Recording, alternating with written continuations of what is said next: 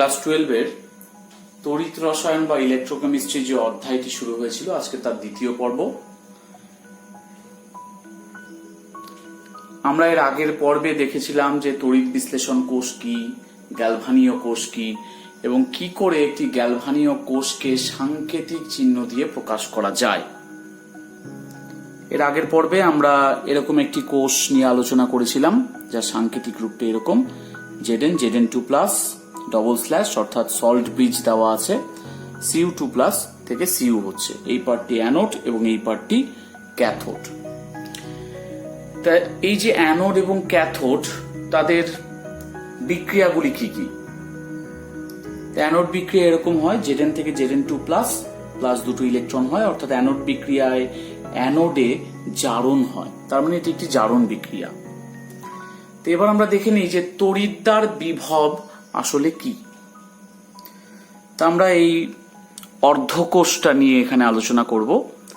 এখানে অ্যানোড বিক্রিয়া সংঘটিত হয়, অর্থাৎ এটি এমন একটি অর্ধকোষ যেখানে জারণ বিক্রিয়া সংঘটিত হয়। তো এখানে কি কোনো বিভবের সৃষ্টি হয় দেখে নিই। আমরা আগের দিন আলোচনা করেছিলাম যে এই যে Zn আছে, এই Zn আর ZnSO4, তাহলে ZnSO4 দ্রবণের মধ্যে যদি Zn কে নিমজ্জিত করা যায় তাহলে দেখা যাবে যে এই Zn পাত থেকে Zn2+ ধীরে ধীরে দ্রবণের দিকে অগ্রসর হচ্ছে, অর্থাৎ এই পাতটির ক্ষয় হচ্ছে। তাহলে দুটো ইলেকট্রন এখানেই ছেড়ে দিচ্ছে, প্রতিটা জিঙ্ক পরমাণু দুটো ইলেকট্রন এই তড়িৎদ্বারেই ত্যাগ করছে, করে Zn2+ হিসাবে দ্রবণে নামছে। তাহলে পাতের মধ্যে কিন্তু ইলেকট্রনের আধিক্য হচ্ছে, পাতের মধ্যে কি আছে? ইলেকট্রনের আধিক্য আছে। এবং দ্রবণে Zn2+ নেমে আসার জন্য দ্রবণের ভেতরে কিন্তু প্লাস চার্জের আধিক্য করছে। তাহলে পাতটির মধ্যে আছে মাইনাস চার্জ এবং বাইরে আছে প্লাস চার্জ, অর্থাৎ এই যে প্লাস এবং মাইনাস চার্জ দুটি থাকার ফলে এখানে একটি ডাবল লেয়ার, দ্বৈত স্তর তার সৃষ্টি হচ্ছে, এবং ডাবল লেয়ার সৃষ্টি হওয়ায় কিন্তু তড়িৎ বিভব সৃষ্টির একটি অন্যতম কারণ। তাহলে যেখানে ডাবল লেয়ার সৃষ্টি হবে সেখানেই কিন্তু তড়িৎদ্বার, সেখানে কিন্তু বিভবের সৃষ্টি হবে। এটি যেহেতু একটি তড়িৎদ্বার অর্ধকোষ, তাই আমরা বলছি এটা তড়িৎদ্বার বিভবের সৃষ্টি হবে। তাহলে Zn থেকে Zn2+ হওয়ার জন্য, অর্থাৎ এই অর্ধকোষটিতে তড়িৎদ্বার বিভবের সৃষ্টি হচ্ছে, যেটিকে আমরা জারণ বিভবও বলতে পারি যেহেতু এখানে জারণ সংঘটিত হয়। তাহলে এই তড়িৎদ্বার বিভবটিকে আমরা কোন সমীকরণের সাহায্যে প্রকাশ করব? এ বিষয়ে নার্নস্টের সমীকরণ আমাদেরকে উল্লেখ করতে হয়। এখানে নার্নস্টের সমীকরণটি হলো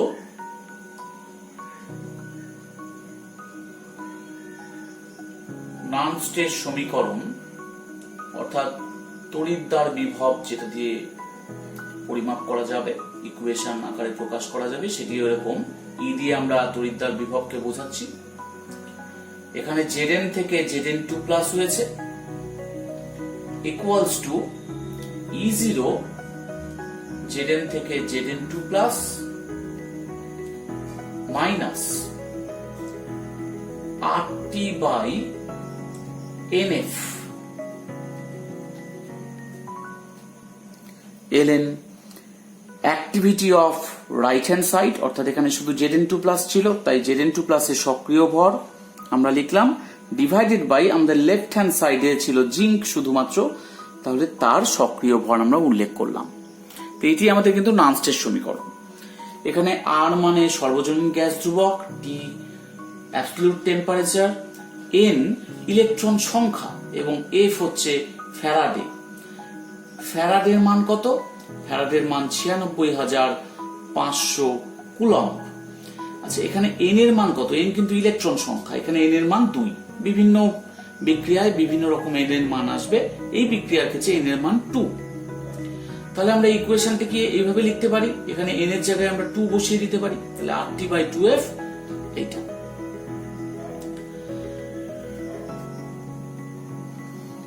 আমরা জানি যে সলিড বা পিওর লিকুইড, সলিউশন থাকলে কিন্তু হবে না, পিওর লিকুইড যদি থাকে তাহলে তাদের ক্ষেত্রে সক্রিয় ভরের মানটা 1 হয়। তাহলে জিঙ্ক এখানে তো সলিড ছিল, তাহলে জিঙ্কের ক্ষেত্রে সক্রিয় ভর 1 হবে। তাহলে আমরা ইকুয়েশনটাকে এইভাবে লিখতে পারি, যেহেতু অক্সিডেশন হচ্ছে আমি OX দিয়ে লিখলাম, E0OX minus RT/2F ln activity of Zn2+/1। সক্রিয় ভরকে সাধারণভাবে মোলার গাঢ়ত্ব দিয়ে প্রকাশ করা যেতে পারে। গ্যাসের ক্ষেত্রে চাপ দিয়ে প্রকাশ করা হয় এবং সলিউশনের ক্ষেত্রে আমরা মোলার গাঢ়ত্ব দিয়ে প্রকাশ করি। তাহলে Zn2+ তো সলিউশনে আছে, তাহলে আমরা এইভাবে লিখতে পারি E0 oxidation minus RT/2F ln Zn2+ এর মোলার গাঢ়ত্ব। যদিও সক্রিয় ভর মোলার গাঢ়ত্বের সমান হয় তখনই যদি দ্রবণটি লঘু হয়, তবে আমাদের সুবিধার্থে ক্ষেত্রে আমরা সক্রিয় ভরকে মোলার গাঢ়ত্বের সমান ধরে নিলাম। তাহলে আবার ইকুয়েশনটাকে লিখি। আর এর মান জানি আমরা 8.314 জুল পার কেলভিন পার মোল।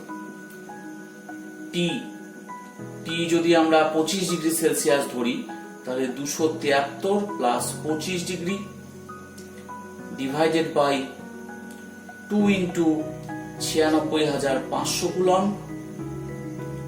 ln এর জায়গায় আমরা লিখতে পারি 2.303 লগ, এবং লগ মানে এখানে 10 বেসের লগ, ln মানে e বেসের লগ, লগ Zn2+। আমরা যদি এইগুলোকে যদি গুণ করি, ক্যালকুলেট করি, তাহলে এখানকার একটা ভ্যালু আমরা পাবো। সেই ভ্যালুটা এরকম হবে E0 অক্সিডেশন মাইনাস 0.059/2 লগটা 10 বেসের লগ Zn2+ এর মোলার গাঢ়ত্ব। এই যে 0.059 কোন উষ্ণতায় হলো? 25 ডিগ্রি সেলসিয়াস উষ্ণতা। অন্য কোন উষ্ণতায় কিন্তু এই মানটা 0.059 হবে না। 25 ডিগ্রি সাধারণত আমরা বসিয়ে মান বের করি, তবে দেওয়াও থাকে ইকুয়েশনে 25 ডিগ্রি, এরকম কোনো প্রবলেম সলভ করার ক্ষেত্রে দেওয়া থাকে টেম্পারেচার, সেই জন্য আমরা সাধারণত 0.059 বসিয়ে নিলাম। তাহলে এইটি হচ্ছে নার্নস্টের সমীকরণ 25 ডিগ্রি সেলসিয়াস উষ্ণতাতে। কার ক্ষেত্রে? এই বিক্রিয়াটার ক্ষেত্রে তড়িৎদ্বার বিভব আমাদের ই অক্স দিয়ে প্রকাশ করছি, অর্থাৎ ই অক্সিডেশন। তাহলে এটাকে আমরা বাংলায় বলবো জারণ বিভব। তাহলে এই জারণ বিভব আমরা কিন্তু এই সমীকরণ থেকে পেয়ে গেলাম। তাহলে এখানে E0 অক্সিডেশনটা কি? E0 অক্সিডেশনকে বলা হয় প্রমাণ তড়িৎদ্বার বিভব বা প্রমাণ জারণ বিভব। এই যে ইকুয়েশনটা লিখলাম এটা কিন্তু 25 ডিগ্রি সেলসিয়াস উষ্ণতার জন্য। আমরা RT/2F ln দিয়েও লিখতে পারতাম, বা এখানে Zn থেকে Zn2+, Zn থেকে Zn2+ অক্সিডেশনের জায়গায় সেটাও লিখতে পারতাম। তা আমরা যে কোনো ভাবেই নার্নস্টের সমীকরণকে প্রকাশ করতে পারি। তাহলে এই গেল আমাদের নার্নস্টের সমীকরণ, যেখানে আমরা তড়িৎদ্বার বিভব, এক্ষেত্রে জারণ বিভবের মান কিন্তু আমরা এই সমীকরণ থেকে পেয়ে যেতে পারি, যদি আমাদের এই যে এখানে Zn2+ এর গাঢ়ত্ব সেটা যদি দেওয়া থাকে, আমরা ইকুয়েশনে পুট করে কিন্তু জারণ বিভবের মান বের করতে পারবো। তাহলে এখানে প্রমাণ জারণ বিভব কি একটু খেয়াল করে দেখো, যে আমাদের যদি অ্যাক্টিভিটি অফ Zn2+ এটা যদি 1 হতো তাহলে আমরা কি পেতাম? E oxidation equals to E0 oxidation. অর্থাৎ যখন এই যে বিক্রিয়ক, আমাদের এটা তো আগে 1 ধরে নিয়েছি, সেই জন্য আর আমি এখানে উল্লেখ করলাম না, কিন্তু যদি 1 না হয়ে অন্য কিছু ভ্যালু হতো তাহলে আমাদেরকে এভাবে বলতে হতো যে যেখানটায় বিক্রিয়াজাত বা বিক্রিয়ক সমস্ত পদার্থরই সক্রিয় ভর একক হয়ে যায়, সেক্ষেত্রে ওই তড়িৎদ্বারটির যে বিভব সেটি তার প্রমাণ তড়িৎদ্বার বিভব, বা এক্ষেত্রে প্রমাণ জারণ বিভব। তাহলে আমরা সাধারণভাবে বলতে পারি যদি m থেকে mn plus plus any electron হয় তাহলে নানস্টের সমীকরণটি এরকম হবে।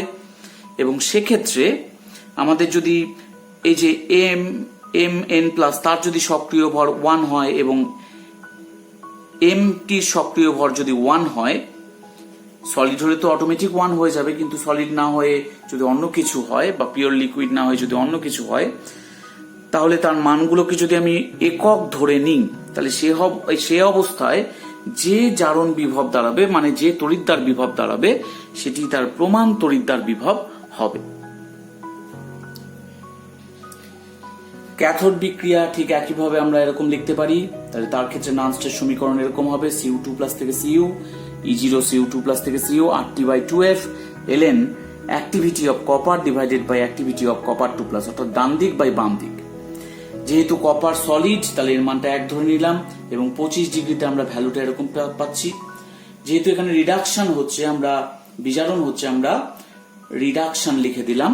তাহলে এটা আমাদের গেল নানস্টের সমীকরণ। আমরা এইভাবেও কিন্তু লিখতে পারি, এইভাবেও লিখতে পারি। 25 ডিগ্রি হলেই একমাত্র এটা লেখা সম্ভব। তাহলে আমরা নানস্টের সমীকরণ দেখে নিলাম। নানস্টের সমীকরণ থেকে আমরা কি পাচ্ছি? আমরা পাচ্ছি তড়িৎদ্বার বিভব। সেই তড়িৎদ্বার বিভব মানে সেটি জারণ বিভব হতে পারে বা বিজারণ বিভব হতে পারে, তার সমীকরণটা কিন্তু আমরা দেখে নিলাম। এবং যদি পদার্থগুলির যদি সক্রিয় ভর একক হয় সেক্ষেত্রে কিন্তু আমরা প্রমাণ তড়িৎদ্বার বিভব অর্থাৎ প্রমাণ জারণ বিভব এবং প্রমাণ বিজারণ বিভবের মানও বের করতে পারি। অ্যানোড বিক্রিয়া এবং ক্যাথোড বিক্রিয়া যদি যোগ করে দিই তাহলে আমরা পূর্ণ কোষ বিক্রিয়া পাবো। তবে খেয়াল রাখতে হবে এখানে কিন্তু পূর্ণ কোষ বিক্রিয়ার ক্ষেত্রে কোনো ইলেকট্রন আসবে না, কারণ ইলেকট্রন যদি অসমান থাকে তাহলে দুটিকে এমন সংখ্যা দিয়ে গুণ করতে হবে যাতে ইলেকট্রনের সংখ্যা সমান হয়ে যায়, তার ফলে দুই দিক থেকে ইলেকট্রন বাদ পড়ে যায়। তাহলে পূর্ণ কোষ বিক্রিয়াতে কিন্তু কোনো ইলেকট্রন থাকবে না, বাকিগুলো যেমন ছিল তেমন থাকবে। তাহলে এটা গেল আমাদের পূর্ণ কোষ বিক্রিয়া, অর্থাৎ আমরা যে কোষটি দেখলাম সাংকেতিক রূপটি তার বিক্রিয়াটা এরকম হবে, অ্যানোড ক্যাথোড বিক্রিয়ার যোগফল। তাহলে এই ক্ষেত্রে নানস্টের সমীকরণ কি হবে? অ্যানোড এবং ক্যাথোড বিক্রিয়ার ক্ষেত্রে আমাদের নানস্টের সমীকরণ এরকম ছিল। তাহলে এই যদি দুটো নানস্টের সমীকরণকে আমরা যোগ করে দিই তাহলে কি পাবো? তাহলে পাবো E Zn থেকে Zn2 plus plus E of Cu2 plus থেকে Cu equals to E0 Zn থেকে Zn2 plus plus E0 of Cu2 plus থেকে Cu মাইনাস RT/2F কমন নিয়ে নিলাম ln activity of Zn2 plus, নিচে থাকলো অ্যাক্টিভিটি অফ Cu2 প্লাস। এই গোটাটাকে আমরা ই sell দিয়ে বলতে পারি। তাহলে E cell equals to E0 cell minus RT/2F ln activity of Zn2 plus, নিচে আছে অ্যাক্টিভিটি অফ Cu2 প্লাস। তাহলে এটা আমাদের পূর্ণ কোষ বিক্রিয়ার ক্ষেত্রে নানস্ট ইকুয়েশন। আমরা এটিকে এবার সরলীকরণ করেও লিখতে পারি 25 ডিগ্রির ক্ষেত্রে। যদি আগের ইকুয়েশনটাকে সরলীকরণ করে 25 ডিগ্রিতে আমরা লিখি তাহলে নানস্টের ইকুয়েশনটা পূর্ণ কোষ বিক্রিয়ার ক্ষেত্রে এরকম দাঁড়াবে। এখানে ই সেল মানে কি? ই সেল মানে ওই কোষটির যে ইএমএফ অর্থাৎ ওই কোষটির যে তড়িৎ চালক বল হবে তার মানকে আমরা ই সেল দিয়ে প্রকাশ করছি।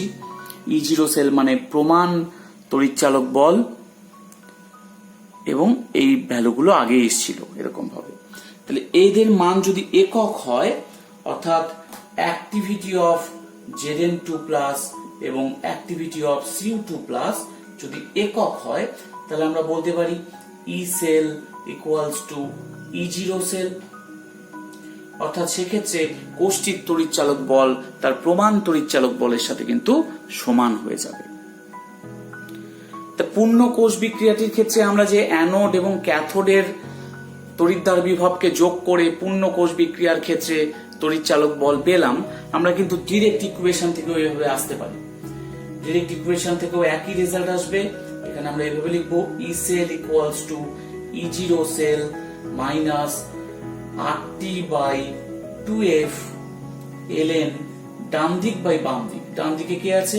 Activity of Zn2 plus, activity of Cu, activity of Zn, activity of Cu2 plus. Zn এবং Cu যেহেতু সলিড, এদের ভ্যালুগুলো এক, তাহলে আমরা এইভাবে লিখতে পারি E0 cell minus RT by 2F ln activity of Zn2 plus by activity of Cu2 plus. অর্থাৎ আমরা পূর্ণ কোষ বিক্রিয়া থেকে একবারে কিন্তু নান্সটের সমীকরণে চলে আসতে পারি। 25 ডিগ্রি ক্ষেত্রে আবার আগের মতো ফর্মে চলে যাবে।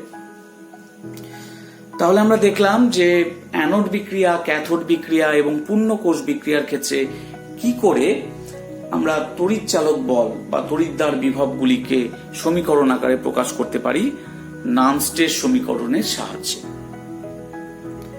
বিজ্ঞানী নার্নস্ট এর নাম অনুযায়ী এগুলোকে নান্সটের সমীকরণ বলা হয়। তো এখানে যে ই সেল পেলাম, ই সেল আসলে কি? ই সেল হচ্ছে ই of oxidation, E of reduction, অর্থাৎ জারণ বিভব এবং বিজারণ বিভবকে যোগ করলে কোষটির তড়িৎচালক বল পাওয়া যাবে। এবং E0 সেল এখানে কি? E0 সেল হলো প্রমাণ জারণ বিভব এবং প্রমাণ বিজারণ বিভবকে যদি আমরা যোগ করি সেক্ষেত্রে কোষটির প্রমাণ তড়িৎচালক বল চলে আসবে।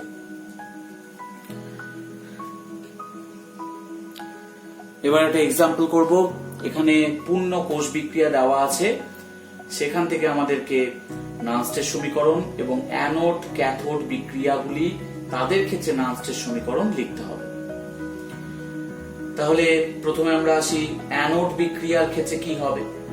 এখানে দেখো যে অ্যালুমিনিয়াম থেকে অ্যালুমিনিয়াম 3+ হয়েছে, তাহলে এখানটায় নিশ্চয়ই অক্সিডেশন হয়েছে, মানে জারণ হয়েছে।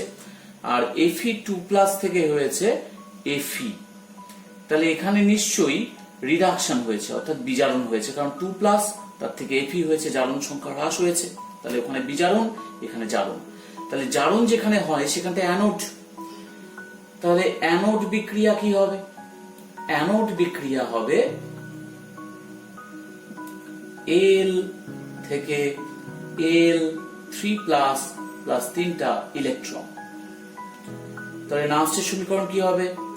E Al থেকে Al3+ equals to E0 Al থেকে Al3+, আমরা এগুলোকে অক্সিডেশন করে লিখতে পারতাম, minus RT by 3F ln, কারণ 3টা ইলেকট্রন তাই 3F ln activity of Al3+ by activity of Al।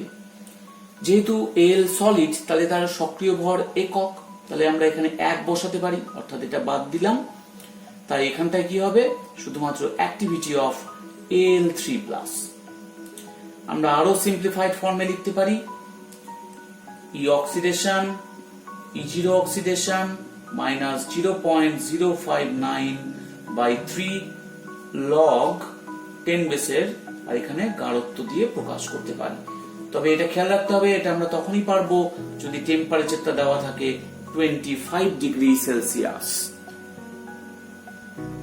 Similarly cathode বিক্রিয়ার ক্ষেত্রে Fe2+ দুটো ইলেকট্রন নিয়ে Fe হচ্ছে, তাহলে সেক্ষেত্রে আমরা লিখতে পারি E reduction equals to E0 reduction minus 0.059 by 2 log 10 বেসের লগ 1 বাই Fe2+ তার মোলার গাঢ়ত্ব, কারণ Fe এখানে সলিড, তার 1 হয়ে যাবে সক্রিয় ভর, তাই একবারে আমরা ফাইনাল ইকুয়েশনে চলে আসলাম। তাহলে পূর্ণ কোষ বিক্রিয়াটির নান্সটের সমীকরণ কি হবে? আমরা এখান থেকে কিন্তু একবারে সেটা আসতে পারি, সেটা এইভাবে লেখা যায় E cell equals to E0 cell minus 0.25 ডিগ্রিতে যদি হয় 0.059 বাই, আচ্ছা এখানে বাই কত লিখবো, 2 না 3, কারণ দু জায়গায় কিন্তু দু রকম ভ্যালু আছে। তো এখানে খেয়াল রাখতে হবে, এখানে খেয়াল করতে হবে যে এখানটায় 3টে ইলেকট্রন ছিল, এখানে 2টো ইলেকট্রন ছিল। তাহলে ইলেকট্রন কি করে সমান করা যায়? ইলেকট্রন আমরা সমান করতে পারি 2 দিয়ে গুণ করে, এবং এখানে ইলেকট্রন আমরা সমান করব 3 দিয়ে গুণ করে, তাতে প্রতি ক্ষেত্রে 6টা ইলেকট্রন হয়ে যাবে। তাহলে আমাদের এই যে ইকুয়েশনটা সেটাকে আমরা আগে ব্যালেন্স করে নিই, তাছাড়া নানস্ট ইকুয়েশন কিন্তু তৈরি করা অসুবিধা হবে। তাহলে যদি গুণ করে দিই 2 দিয়ে, তাহলে 2al, সেখান থেকে হচ্ছে 2al 3 প্লাস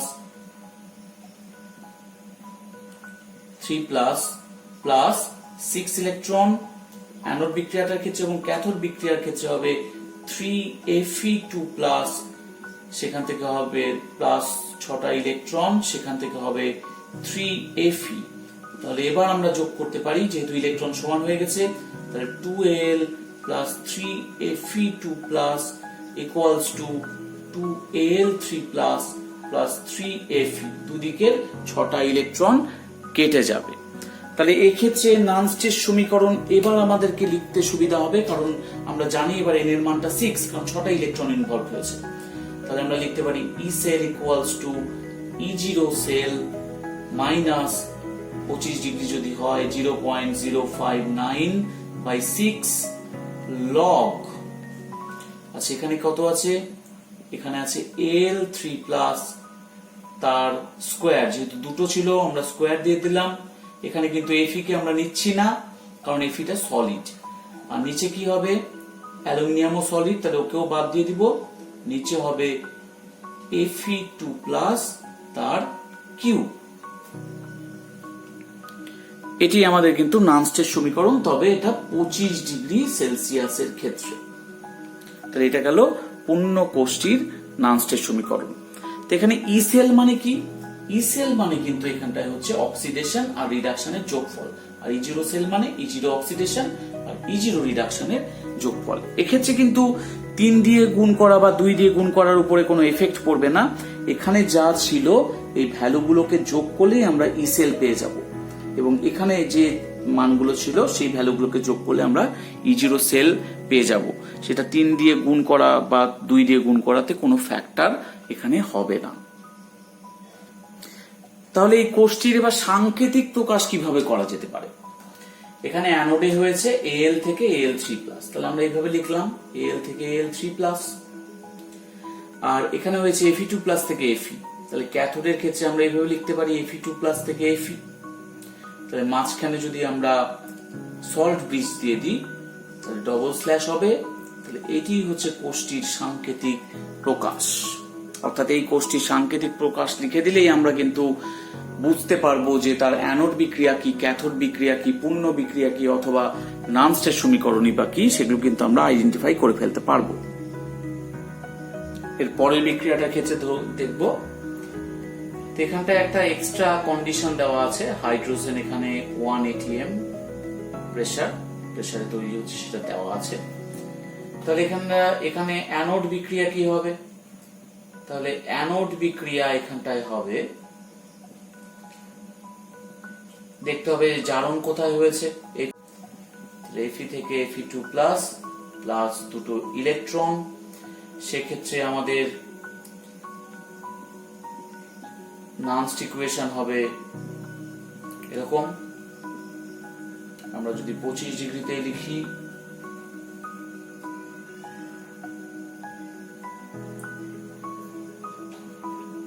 এখানে কিন্তু Fe সলিড, তাই এখানে ডিভাইডেড বাই 1 হবে, যেহেতু Fe সক্রিয় ভর সলিড হওয়ায় 1। তাহলে এটা আমাদের নানস্ট সমীকরণ পেয়ে গেলাম। এবার ক্যাথোড বিক্রিয়ার ক্ষেত্রে দেখে নিতে হবে যে নানস্টের সমীকরণটা কি হয়। আগে আমরা বিক্রিয়াটা দেখে নিই। ক্যাথোড বিক্রিয়ার ক্ষেত্রে এখানে হচ্ছে H প্লাস, আমরা দুটো H প্লাস নিলাম, দুটো ইলেকট্রন, তার থেকে হাইড্রোজেন গ্যাস উৎপন্ন হচ্ছে। তাহলে আমরা লিখতে পারি E reduction equals to E0 reduction minus 0.059 by 2, যেহেতু দুটো ইলেকট্রন ইনভলভড, লগ। এখানে কিন্তু আমরা P অফ হাইড্রোজেন লিখবো, কারণ এটা গ্যাস যেহেতু, তাই আমরা চাপ আকারে লিখলাম, সক্রিয় ভরটাকে চাপ আকারে লিখলাম। আর এখানে কি ছিল? 2H প্লাস, তার মানে H প্লাস তার স্কোয়ার, যেহেতু এটা দ্রবণে ছিল এর গাঢ়ত্ব আকারে লিখলাম। এখানে কিন্তু এটাকে গ্যাস যেহেতু আমরা 1 ধরতে পারবো না, এটা যদি সলিড বা পিওর লিকুইড হতো সেক্ষেত্রে আমরা 1 ধরে নিতাম। তো এই যে ভ্যালুটা হলো, আচ্ছা এখানে এই যে E0 রিডাকশন, এখানে E0 রিডাকশন মানে কি? অ্যাকচুয়ালি H প্লাস থেকে H2 হচ্ছে, এটাই তো H0 রিডাকশন। এই ভ্যালুটা কিন্তু 0.00 ভোল্ট হয়, অর্থাৎ প্রমাণ তড়িৎদ্বার বিভব, হাইড্রোজেনের প্রমাণ তড়িৎদ্বার বিভবের মান কিন্তু 0 হয়। তাই জিরো ভ্যালুটা কি করে পেলাম? আসলে এই জিরো ভ্যালুটাকে আমরা ধরে নিয়েছি। আমাদের যখন তড়িৎদ্বার বিভবগুলো বের করতে হয় তখন কাউকে রেফারেন্স পয়েন্ট হিসাবে ধরে নিতে হয়। এখানে হাইড্রোজেনের প্রমাণ তড়িৎদ্বার বিভবকে রেফারেন্স পয়েন্ট হিসাবে 0 ধরে নিই এবং তার রেসপেক্টে আমরা বের করি যে অন্যান্য ক্ষেত্রে সেই ভ্যালুটা কত দাঁড়াবে।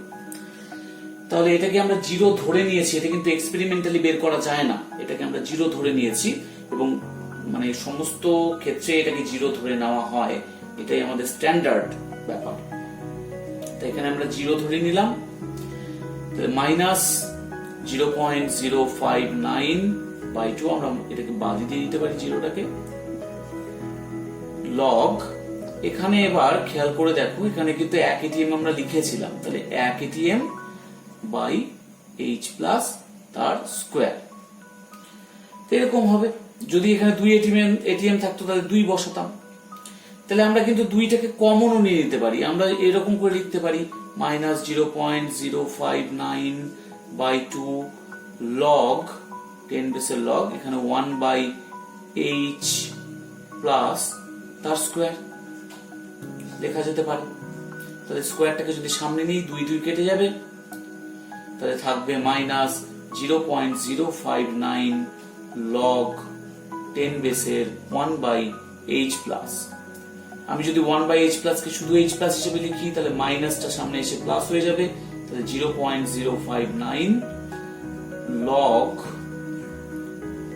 Concentration of H plus.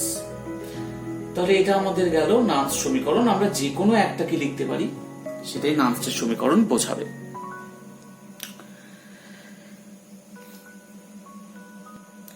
এখানে কিন্তু 25 ডিগ্রি, দুই ক্ষেত্রেই আমাদেরকে 25 ডিগ্রি লিখে দেওয়া উচিত, কারণ আমরা 25 ডিগ্রিতে এই ভ্যালুগুলো লিখেছি। একমাত্র 25 ডিগ্রিতে এরকমটা সম্ভব, অন্য ক্ষেত্রে RT/NF ln আকারে লিখতে হবে। এই অ্যানোড বিক্রিয়া এবং ক্যাথোড বিক্রিয়াকে যোগ করলে পূর্ণ কোষ বিক্রিয়া আমরা পাবো। এখানে যেহেতু দুটো ইলেকট্রন ছিল উভয় ক্ষেত্রেই, তাই আমাদেরকে কোনো কিছুতে গুণ করতে হয়নি, কারণ ইলেকট্রন সংখ্যা আগে থেকেই সমান ছিল, তাই শুধু যোগ করলে আমরা পূর্ণ কোষ বিক্রিয়া পেয়ে গেলাম। তাহলে এই ক্ষেত্রে প্রমাণ তড়িৎচালক বল, অর্থাৎ প্রমাণ আমাদের কোষের ক্ষেত্রে তড়িৎচালক বল কত হবে? E cell equals to E0 cell minus 0.059/2, যেহেতু দুটো ইলেকট্রন ইনভলভড, লগ 10 বেসের লগ। এটা যেহেতু 1 ATM দেওয়াই আছে, আমি আর এটাকে লিখছি না কারণ 1 হয়ে যাবে। তাহলে Fe2 প্লাসের গাঢ়ত্ব ডিভাইডেড বাই H প্লাসের গাঢ়ত্ব তার স্কোয়ার, কারণ এখানে দুটো H প্লাস ছিল। তো এইভাবে লেখা যেতে পারে 25 ডিগ্রি সেলসিয়াস টেম্পারেচারে। আবার আমরা কিন্তু একটু চেঞ্জও করতে পারি, কারণ আমরা জানি এখানটায় E0 cell equals to E0 oxidation plus E0 reduction. এখানে E0 রিডাকশনে তো হাইড্রোজেন ইনভলভড হয়েছে, তাই এই ভ্যালুটা কিন্তু আমরা 0.00 ভোল্ট ধরেছি। তাহলে সেক্ষেত্রে কিন্তু শুধুমাত্র E0 সেল মানে E0 অক্সিডেশন হবে, অর্থাৎ আমি এখানটায় E সেলকে শুধুমাত্র E0 অক্সিডেশন মাইনাস এই একই রকম ভ্যালুগুলো লিখে দিলাম। এখানে থাকলো Fe2 প্লাস, এখানে থাকলো H প্লাস তার স্কয়ার। অর্থাৎ আমাদের যে কোষ পূর্ণ কোষটির ক্ষেত্রে এটি আমাদের তড়িৎচালক বলের নান্সের সমীকরণ। এর আগের ইকুয়েশনটা লিখলেও কিন্তু ঠিক আছে, তাতে কোনো ভুল নেই। আমরা তাকে আরো মডিফাই করবার জন্য, আরো সিম্পলিফাই করবার জন্য আমরা E0 অক্সিডেশন শুধু লিখে দিয়েছি। তো এবার এই কোষটিকে সাংকেতিক রূপে কিভাবে প্রকাশ করা যায়? এখানে তো Fe থেকে Fe2 প্লাস হয়েছে, Fe থেকে Fe2 প্লাস, আমরা ডবল স্ল্যাশ দিলাম। H প্লাস থেকে H2 হয়েছে, H প্লাস থেকে H2। আচ্ছা, এখানে হাইড্রোজেন তো গ্যাস, এখানে Fe কিন্তু সলিড ছিল, তাহলে Fe সলিড হওয়ার জন্য কি ছিল? পাত্রের মধ্যে Fe2 প্লাস আয়ন ছিল এবং এখানে ছিল Fe-র একটা পাথ, একটা প্লেট বসানো ছিল, তার সাথে আমরা কানেকশন করছিলাম, গ্যালভানোমিটার লাগানো আছে। এবার এখানটায় সল্ট ব্রিজ লাগানো আছে। কিন্তু এই পাত্রে কি আছে? এই পাত্রে কিন্তু যেটা আছে সলিউশন, তার মধ্যে H+ আছে। কিন্তু এখানে কি হাইড্রোজেন তড়িৎদ্বার হিসেবে ব্যবহার করতে পারবো? কারণ হাইড্রোজেন তো গ্যাস, আমাকে হাইড্রোজেন পাইপের সাহায্যে বাইরে থেকে পাম্প করে দিতে হবে। হাইড্রোজেনকে বাইরে থেকে কিন্তু আমাকে চালনা করতে হবে। তাহলে হাইড্রোজেন আসলো, কিন্তু এর সাথে কিন্তু আমরা কোনো তার লাগিয়ে দিয়ে গ্যালভানোমিটার জুড়তে পারবো না, কারণ এটা তো পাইপ এবং গ্যাস তার মধ্যে দিয়ে প্রবাহিত হচ্ছে। তাই এই তার লাগানোর জন্য, তারের সাথে অর্থাৎ সার্কিটটা কমপ্লিট করার জন্য আমাদের এখানটা একটা তড়িৎদ্বার নিতে হবে, যে তড়িৎদ্বারের এমনি কোনো ভূমিকা নেই, কোনো বিক্রিয়ায় অংশগ্রহণ করবে না, সে কিন্তু জাস্ট এই কারেন্টটাকে কন্ডাক্ট করবে। তো এখানে আমরা এই তড়িৎদ্বার হিসাবে সাধারণত নিষ্ক্রিয়, যারা সহজে বিক্রিয়া করে না, এরকম মেটালগুলোকে ব্যবহার করি। এখানে প্ল্যাটিনাম এমন একটা নিষ্ক্রিয় মেটাল যেটা সহজে বিক্রিয়া করে না, তাই আমরা এখানে প্ল্যাটিনাম দিলাম। তাহলে হাইড্রোজেন যেহেতু গ্যাস, সেই জন্য আমরা এক্সট্রা একটা নিষ্ক্রিয় তড়িৎদ্বার হিসেবে প্ল্যাটিনাম ইউজ করেছি। তাহলে এটি আমাদের কোষের সাংকেতিক প্রকাশ। এখানে একটি কোষ বিক্রিয়া দেওয়া আছে, SN2+ থেকে SN4+ হচ্ছে, মানে অ্যানোড বিক্রিয়াটা তাহলে কি হবে? অ্যানোড বিক্রিয়া আমরা এইভাবে লিখতে পারি, যেহেতু SN2+ থেকে SN4+ মানে জারণ হচ্ছে, তাহলে আমরা লিখতে পারি SN2+, সেখান থেকে হলো SN4+ প্লাস দুটো ইলেকট্রন। তাহলে সেক্ষেত্রে নানস্টের সমীকরণ এরকম হবে, EOX equals to E0 oxidation minus 0.059/2 log concentration of SN4+ divided by SN2+, এটা কিন্তু 25 ডিগ্রি সেলসিয়াস। সিমিলারলি ক্যাথোড বিক্রিয়ার ক্ষেত্রে, ক্যাথোড বিক্রিয়া হচ্ছে Br2 থেকে Br2- তৈরি করছে। তাহলে এক্ষেত্রে কি হবে? Br2+ দুটো ইলেকট্রন, সেখান থেকে আমাদের হচ্ছে 2Br-। তাহলে এক্ষেত্রেও আমরা লিখতে পারি E reduction equals to E0 reduction minus 0.059/2 log Br- তার স্কোয়ার। এখানে Br2, এটা কিন্তু Br2 কিন্তু পিওর লিকুইড, পিওর লিকুইডের ক্ষেত্রে সক্রিয় ভর 1 হয়, তাহলে আমরা এরকম লিখতে পারি, অর্থাৎ আমরা শুধুমাত্র Br- এর স্কোয়ার হিসেবে লিখতে পারি। তাহলে 2টাকে যদি সামনে নিয়ে আসি, তাহলে 2 কেটে যাবে, পড়ে থাকবে 0.059 log Br-। এটাও কিন্তু 25 ডিগ্রি সেলসিয়াস তাপমাত্রা। তাহলে পূর্ণ বিক্রিয়াটা কি হবে? এখানে উভয় ক্ষেত্রেই কিন্তু দুটো করে ইলেকট্রন ইনভলভ হয়েছে, তাহলে আমরা যদি যোগ করি, তাহলে আমরা পাবো পূর্ণ বিক্রিয়া, সেল রিঅ্যাকশনটা আমরা এরকম পাবো, মানে পূর্ণ কোষ বিক্রিয়া SN2+, সেখান থেকে তার সাথে আসলো Br2, এখানে আসলো SN4+ প্লাস 2Br-, অর্থাৎ দুটো ইলেকট্রন থাকায় কাটাকাটি হয়ে যাবে, অর্থাৎ কোন রকমের আমাদেরকে আর কিছু দিয়ে গুণ করতে হবে না, এমনি যোগ করলেই হয়ে যাবে। তাহলে E সেল আমরা লিখতে পারি E cell equals to E0 cell minus 0.059/2, কারণ দুটো করে ইলেকট্রন ইনভলভ হয়েছে, লগ এখানে আমরা লিখতে পারি concentration of SN4+ into concentration of Br- তার স্কোয়ার, নিচে আসবে SN2+, এখানে কিন্তু Br2 লিকুইড, তাই বাদ গেল, পিওর লিকুইড যেহেতু। তাহলে এটা গেল আমাদের টোটাল যে কোষ রিঅ্যাকশন, কোষ বিক্রিয়া, পূর্ণ কোষ বিক্রিয়া, তার ক্ষেত্রে নানস্ট ইকুয়েশন। তাহলে এবার কোষটার রিপ্রেজেন্টেশন কি হবে? এখানে হয়েছে কিন্তু SN2+ থেকে SN4+। আচ্ছা, এখানে একটা ব্যাপার আছে যে SN2+ থেকে SN4+ হলো, কিন্তু প্রত্যেকেই কিন্তু দ্রবণের মধ্যে আছে, কারণ দুটোই আয়ন। এখানে SN2+ আছে, আবার SN4+ আছে। তড়িৎদ্বার তাহলে কি হিসাবে ব্যবহার করব? তড়িৎদ্বার আমরা কাকে ব্যবহার করব? এদের মধ্যে তো দুজনেই দ্রবণে আছে, তাহলে তড়িৎদ্বার হিসাবে এখানে রাখবো প্ল্যাটিনাম। এবং যেহেতু SN2+ এবং SN4+ একে অপরের সাথে মিশে গেছে, তাই আমরা এখানে স্ল্যাশ না দিয়ে আমরা এখানে কমা দিব। অর্থাৎ যে ক্ষেত্রে দুটো জিনিস সমসত্বভাবে মিশে যায় সেক্ষেত্রে আমরা আর স্ল্যাশ দিই না, আমরা শুধুমাত্র কমা দিয়ে ইউজ করি। তারপরে আমরা ডবল স্ল্যাশ শর্ট ব্রিজের জন্য দিচ্ছি। তারপরে কি আসবে? Br2 থেকে Br-। তাহলে এখানে যদি Br2 লিখি, Br- লিখি, তাহলে হবে। কিন্তু আমরা Br2 কে এই সাইডে লিখবো, Br- কে এখানে লিখবো, কারণ বোঝাচ্ছে যে আয়ন দুটোর মধ্যে সল্ট ব্রিজ, তার সাথে ডাবল লেয়ার তৈরি হবে না। ডাবল লেয়ার তৈরি হওয়ার যে চান্স, যেটা পোরাস প্লেটের ক্ষেত্রে ছিল, সেই জিনিসটা তো আসছে না। তাহলে আমাদেরকে সবসময় আয়নগুলোকে কিন্তু পাশাপাশি রাখতে হবে। তাহলে এখানে Br- লিখবো, তারপরে Br2। হিসাব মতো কিন্তু Br2 থেকে Br- হচ্ছে, তাহলে Br2 আগে আসার কথা, তারপরে Br- আসার কথা। কিন্তু এখানটায় যেহেতু দুটো আয়নকে পাশাপাশি রাখতে হবে, তাই আমরা Br- কে আগে দিলাম, তারপরে Br2। কিন্তু Br2 তো লিকুইড, তাহলে পাত্রের মধ্যে যেমন Br- আছে তেমন Br2 আছে। তাহলে এই যে Br- এবং Br2 এরা কেমন করে ক্যারি করবে, অর্থাৎ কারেন্ট কেমন করে ক্যারি করবে, এখানে আবার একটা নিষ্ক্রিয় তড়িৎদ্বারকে ব্যবহার করতে হবে, সেই জন্য প্ল্যাটিনাম। এখানে কিন্তু আমরা কমা দিলাম না, আমরা এক্ষেত্রে কমা দিয়েছি কিন্তু এখানে কমা দিলাম না, কারণ Br2 এবং Br- পুরোপুরি সমসত্বভাবে দ্রবণে মিশবে না।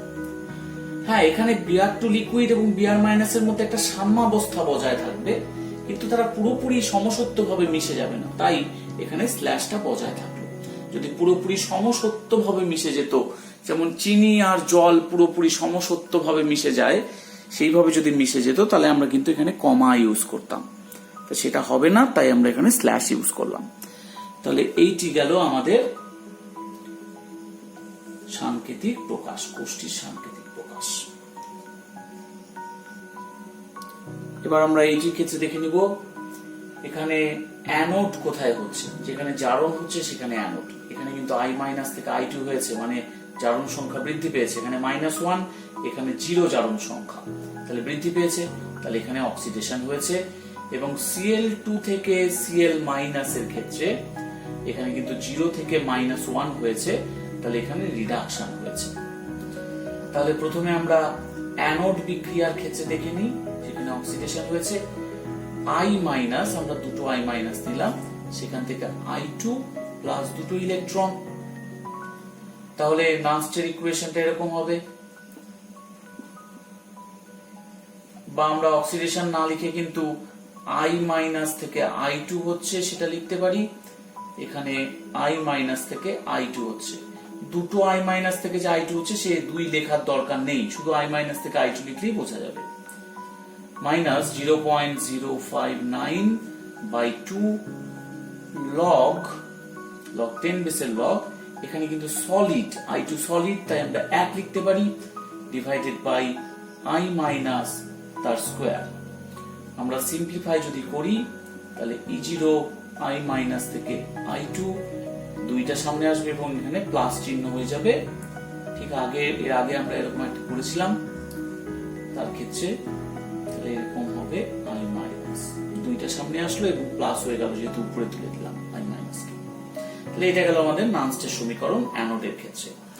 তো এবার আমরা দেখে নিই ক্যাথোডের ক্ষেত্রে কি হবে।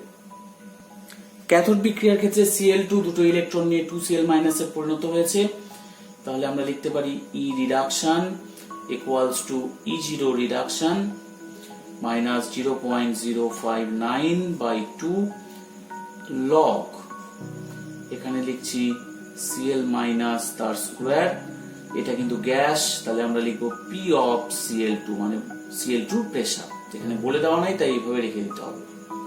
তো এটা 25 ডিগ্রিতে, এটাও 25 ডিগ্রিতে। যখনই আমরা 0.059 উল্লেখ করব তখন কিন্তু যেন 25 ডিগ্রি কথাটা উল্লেখ থাকে, তাহলে সে কিন্তু ভুল হয়ে যাবে।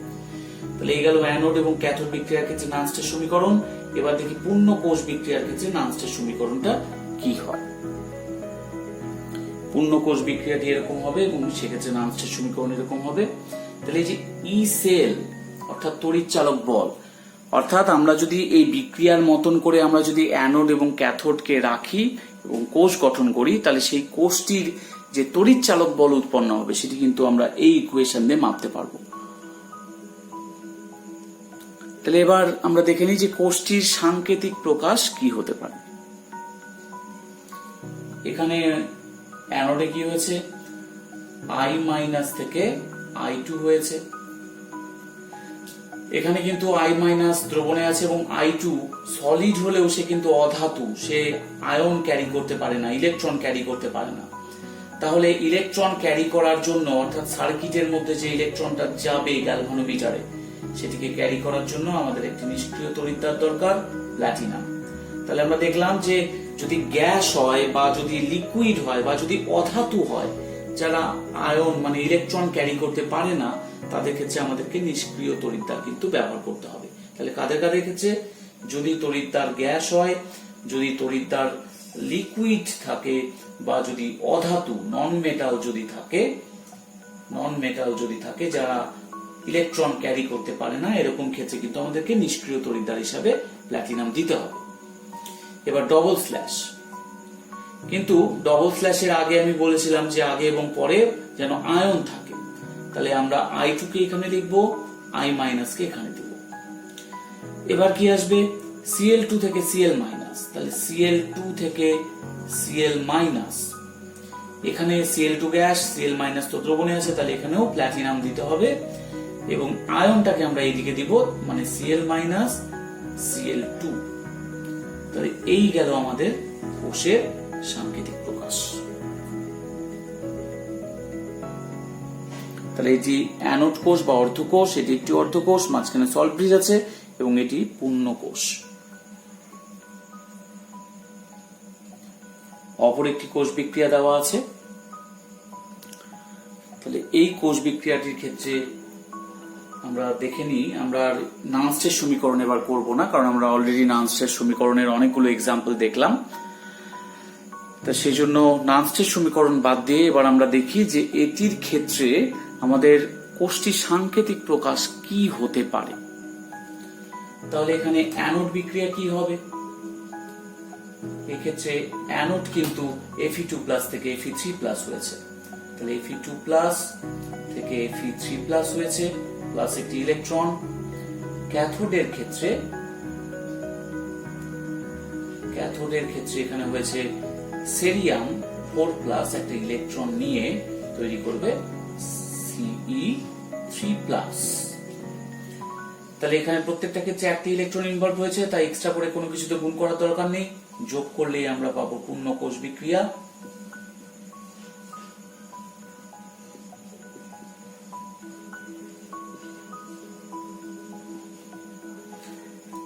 তাহলে এক্ষেত্রে কোষটার সাংকেতিক প্রকাশ কি হতে পারে। আমরা অ্যানোড ক্যাথোড বিক্রিয়া দেখলাম, তাহলে অ্যানোডের অনুযায়ী Fe2+ থেকে Fe3+ হচ্ছে। তাহলে Fe2+ আমরা কিন্তু এখানে কমা দিব, দিয়ে Fe3+ লিখবো, কারণ দুটোই আয়ন এবং পরস্পরের সাথে সমসত্বভাবে মিশে যায়। এবং আয়রন প্ল্যাটিনাম নিষ্ক্রিয় তড়িৎদ্বার দেব, যাতে সেই ইলেকট্রনটা ক্যারি করতে পারে। এখানে ডবল স্ল্যাশ দেব, Ce4+ থেকে Ce3+ হচ্ছে, Ce4+, কমা দিয়ে Ce3+, যেহেতু এটি দুটি আয়ন পরস্পরের সাথে মিশে যাবে এবং ইলেকট্রন ক্যারি করার জন্য আমরা আবার প্ল্যাটিনাম দিব, অর্থাৎ কোষটির সাংকেতিক প্রকাশ এরকম হবে।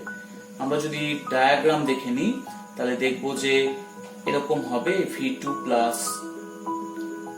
আর Fe3+ দ্রবণে থাকবে, এখানে একটি প্ল্যাটিনাম তড়িৎদ্বার ডোবানো থাকবে, এখানেও ঠিক এভাবে থাকবে Ce3+ এবং Ce4+, এখানেও একটি প্ল্যাটিনাম তড়িৎদ্বার থাকবে এবং এদেরকে যোগ করা হবে গ্যালভানোমিটারের সাহায্যে, যাতে কাটার ডিফ্লেকশন হয়। তবে এখানে কিন্তু সল্ট ব্রিজ ইউজ করতে হবে।